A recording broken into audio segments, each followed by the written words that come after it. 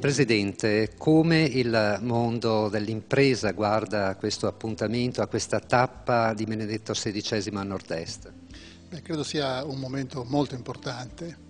anche perché tutti noi diciamo che il mondo è cambiato ed evidentemente questo è vero, ma abbiamo bisogno di cambiare anche gli atteggiamenti, i comportamenti e anche di ripensare un po' a quello che siamo e dove vorremmo andare. Pertanto penso che un momento di riflessione importante come questo, con una presenza così importante del mondo della Chiesa, possa essere veramente un momento di stimolo, di confronto per guardare un po' oltre.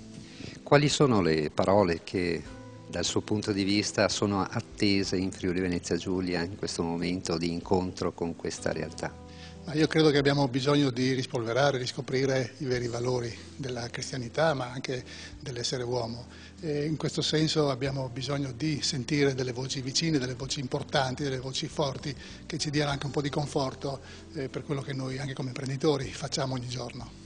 Il Nord-Est, in maniera particolare il Friuli Venezia Giulia, rappresenta un po' la cerniera tra l'Europa del Nord e l'Europa del Sud. C'è una Chiesa che sarà chiamata a riflettere proprio su questo tema, a cercare di capire quale può essere il ruolo e il contributo che può dare a questo ruolo appunto del Nord-Est. Dal suo punto di vista il miracolo economico, qualcuno dice è finito, in realtà già è un miracolo che noi siamo sopravvissuti e stiamo sopravvivendo a questa crisi, ma la prospettiva futura, qual è il ruolo di queste terre? Ma guardi, io sono del parere che tutto arriva e tutto passa, si tratta solo di capire un pochino come attutire, interpretare, modificare i comportamenti e quindi guardare sempre oltre perché il mondo non si ferma. Abbiamo bisogno ripeto, di riscoprire quelle vere, diciamo, i veri valori, le vere considerazioni che fanno sì che il nostro operare di ogni giorno abbia una importanza riconosciuta.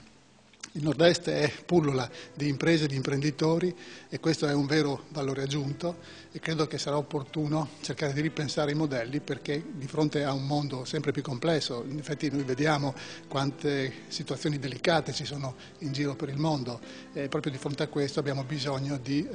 concretizzare i nostri ragionamenti cercando proprio di, prima di tutto,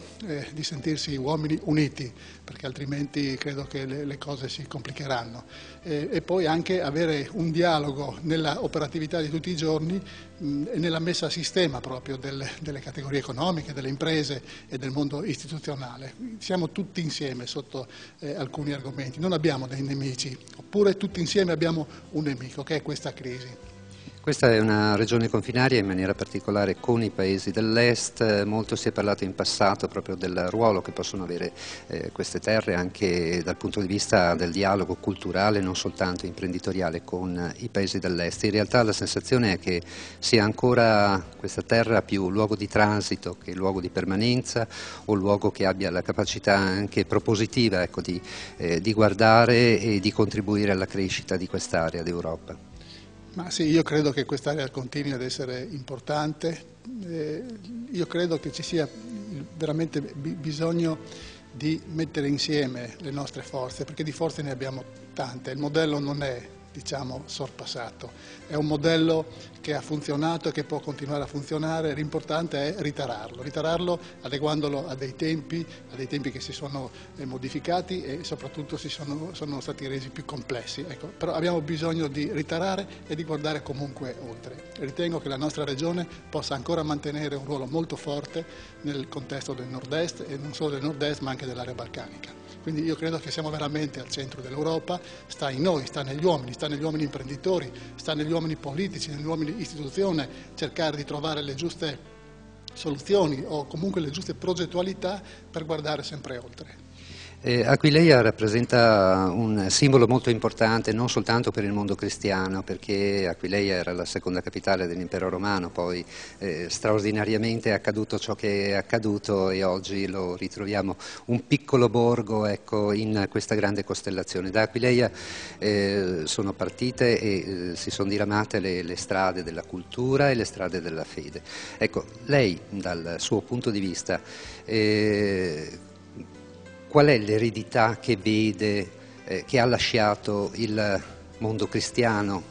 dal punto di vista della cultura in maniera particolare, ma anche della cultura del lavoro. Ma ci sono segni molto forti e credo che andare alla riscoperta delle nostre radici sia veramente